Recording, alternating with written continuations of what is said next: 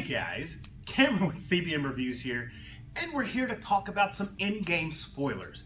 Normally I have a spoiler review where I talk about the plot extensively, but I'm not gonna do that. I do want to talk about some characters. I want to talk about some events that happened and the repercussions that came from this movie, from this glorious movie.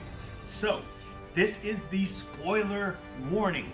If you have not watched it, do not watch any further. You need to go watch this movie in films. You do not need to have it spoiled by this video, by any other video, by any Reddit post, by any comment section, by any social media platform. Watch this movie for yourself. Then come back and let's talk.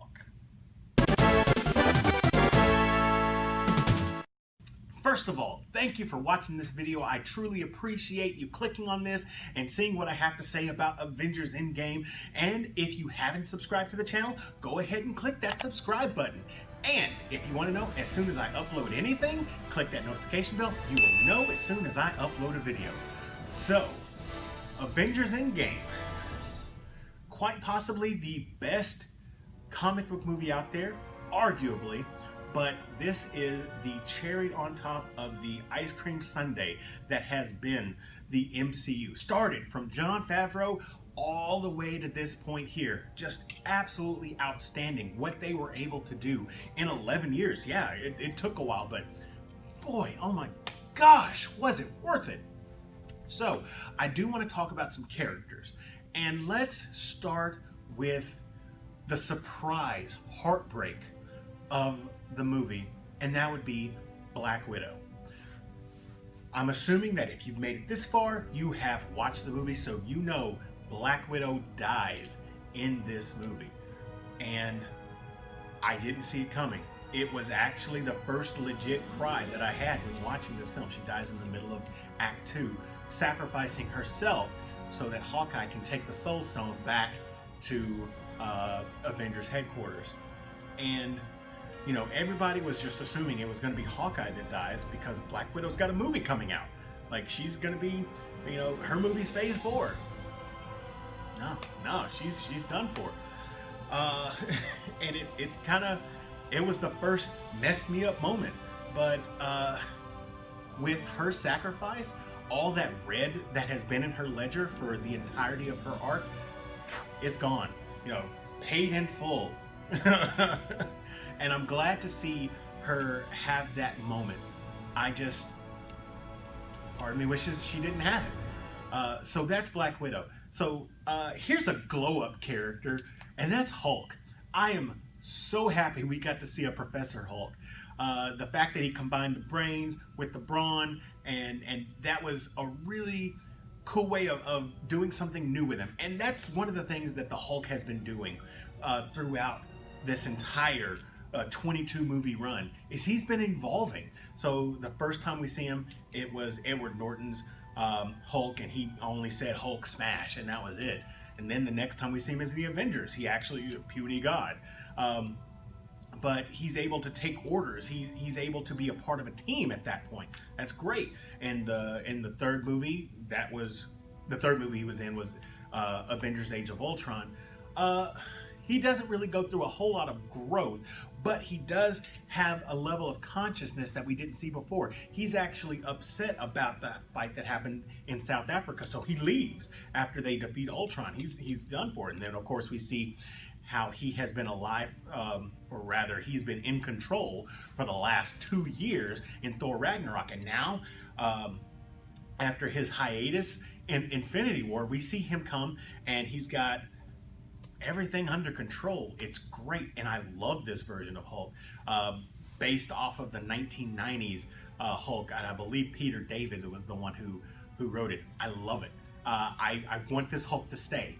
What they're going to do with him afterward, I don't know, but this is my Hulk. The Hulk smash, that's an old Hulk. This is my Hulk. So after we've talked about that glow up, let's talk about Thor. Thor was the ballsiest move I think that the showrunners made, because they turned him from this ripped godly god and turned him into a pudgy, manly man.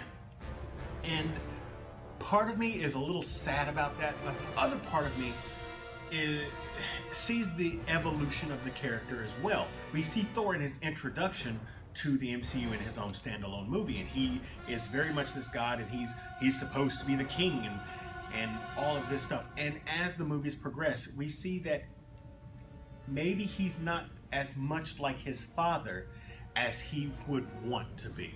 Especially when we hit Ragnarok, where he's a lot more jokey, a whole lot more laid back.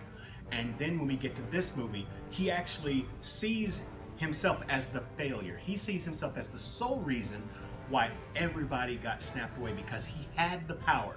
Out of everybody on that battlefield, he was the one that had the power to actually stop Thanos, and he failed. If a god fails at doing something, are they still a god? Or are they human? And that's what they did to Thor. They turned him into human.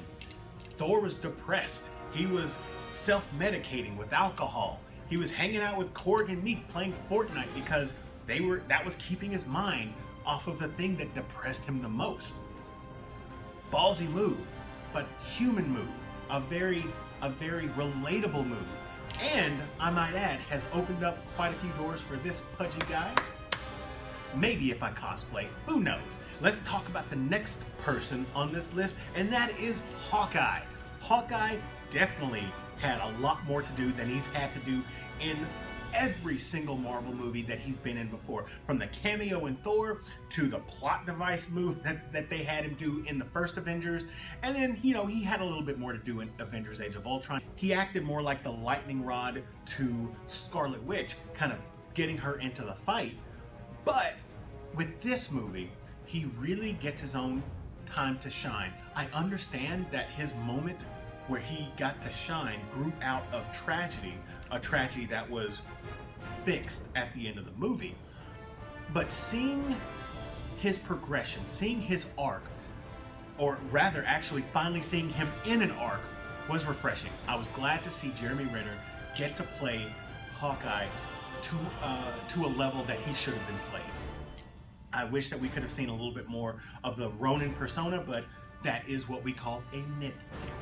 And before I get to the other two members of the OG Avengers, I want to backtrack and talk about some other characters, some moments. And one of those moments would be Loki. In this movie, Loki gets the Tesseract from 2012 and pieces out. And this is a problem. I love it. I love that it happened. But this opens up a can of worms, because this happened in 2012, which means that he's not around in 2013 for Thor the Dark World. And so how does that resolve itself? Does he come back to Asgard and things just kind of regulate themselves to where he is available? Or is he out trying to find his own place in the universe? Because in this, I think he has, 2 years before Thanos is destroyed, and then the world is his oyster? Who knows? I'm not sure, but it definitely opens up a lot of questions. Another character, specifically another Asgardian I want to talk about, is Frigga.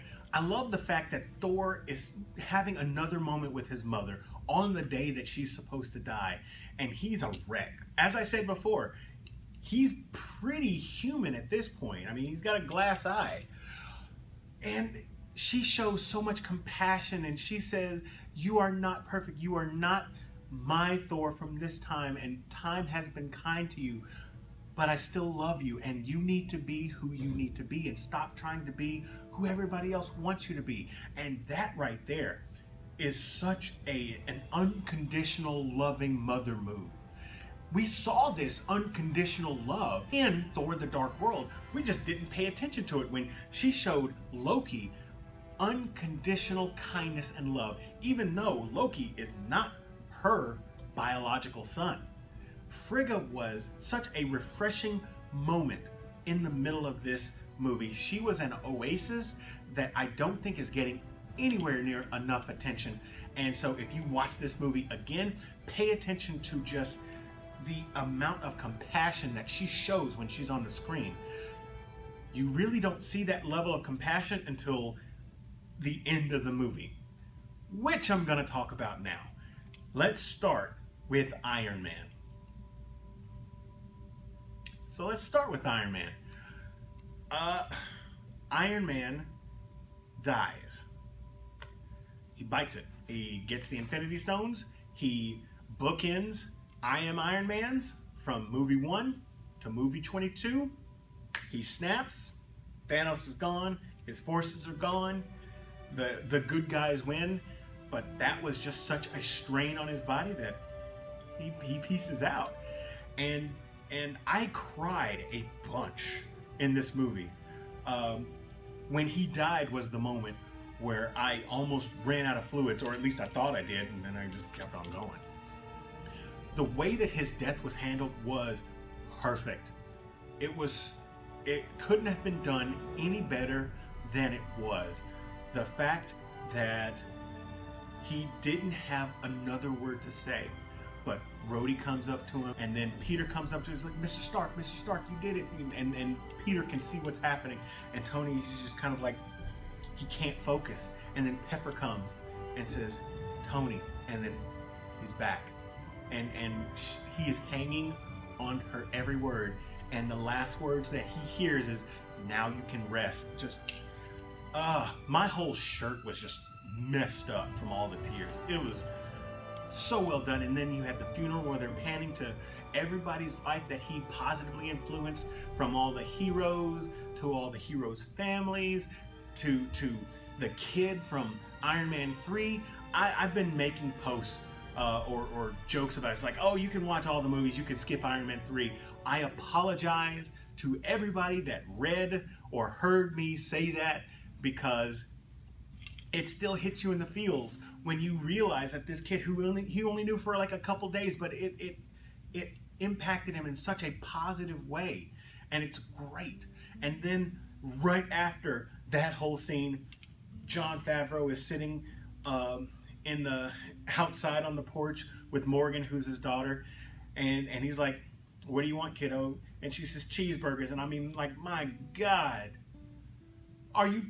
how many times are you trying to break me, movie? I've already been crying this entire time. It's ridiculous how much you've got me messed up. So Tony's send-off, absolutely perfect. I loved it. It was everything I could have asked for and more. And that leads me to in all honesty, the last person I want to talk about. So Captain America gave me so many emotions in the third act, because he didn't really have a whole lot of room to evolve or grow in Infinity War. But you see where he's doing a lot of looking back in this movie. He goes to 1970 with Tony, and he sees Peggy while Tony's hanging out with his father, Howard, and finally understanding him quite a bit. Steve is looking at Peggy and seeing, I want what all these other guys have. I mean, me and Nat, all we have is the mission. But Tony's got his wife and kid. Hawkeye, he's his family, even though at that time they were dusted. Hulk has kind of come into his own, and now he's popular with everybody, which is kind of weird, but hey. And Thor's got New Asgard, so he's around all of his people, and I'm a man out of time. And so just seeing that and that moment just makes it natural what happens toward the end. But before we get to the end, let's talk about how worthy Captain America is. He wielded Mjolnir, and Thor's like, I knew it! But it was one of those moments where when you see, like, he's holding it, and the directors knew to hold that shot for so long because they knew the theater was going to lose their stuff. And you see Cap, he's swinging the hammer, it's like he's been using it forever. And he's like waylaying on Thanos for like the first, 30 seconds, and then Thanos gets the upper hand. But that leads me to my next thing. And Thanos is busting down that shield. He's got half a shield. He cuts Cap's arm. He's got a huge gash. And now Thanos is monologuing. He's like, in all my years, blah, blah, blah, blah, blah, blah, blah. And Captain America's taking his time, and he's getting up, and Thanos' army, like the Black Order, beams down, and the army's coming. It looks like seriously something from Darkseid's Apocalypse, and like all these beasts are being led out and everything, and everybody's like down or not there, and Cap is the only one, and he's like barely being able to stand, and he's looking on this army, and he's just like, let's go. Oh my gosh. Him facing down an army single-handedly. He has I can't even put it into words. And then all of a sudden you hear, Cap, can you hear me? And he's got that look, he's like, is that? And then he hears, on your left. And I mean, it's like, these are all moments where I'm just losing my stuff because they're all callbacks. On your left, call back to Winter Soldier. And then everybody shows up, all the dusted heroes, all the Wakandans, all the sorcerers, and everybody's there and they're ready to face against the army. And he goes, Avengers, and we're just bated breath waiting for this. And he goes, assemble. I lost my stuff there. I swear, I lost my composure in so many moments. When Tony hugged Peter, I lost my composure. When Tony was fighting with Pepper, back to back when they were in the battle, I lost my stuff there. Whenever all the women got together and Captain Marvel had the gauntlet and she was gonna head towards the van, and Peter's like, how are you gonna make it there? And they're like, don't worry, she's not alone. And all the women band together and they're just like, so awesome. It was a moment that I didn't even know I needed. And when that moment happened, I was just so overjoyed. Oh my gosh, I gotta breathe.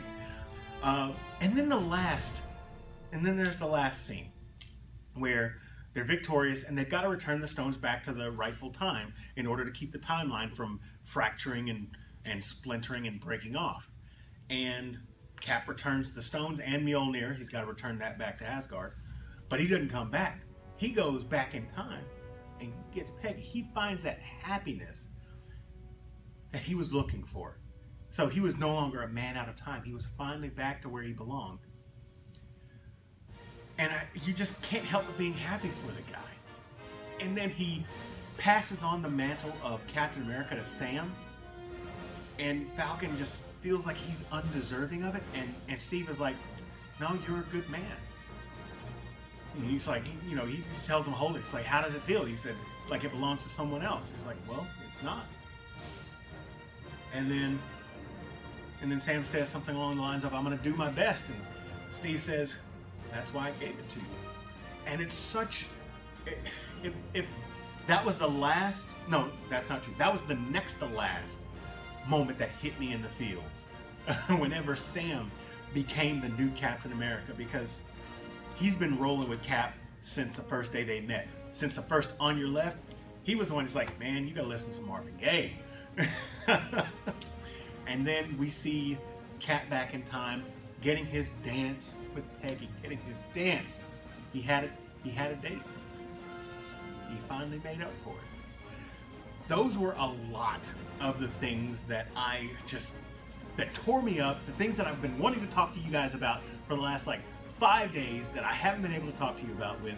And there are some other things that I would love to see. I would love to see a Blu-ray where they show Captain America returning everything. I want to see Captain America return Thor's hammer. I want to see him return the ether back to Asgard.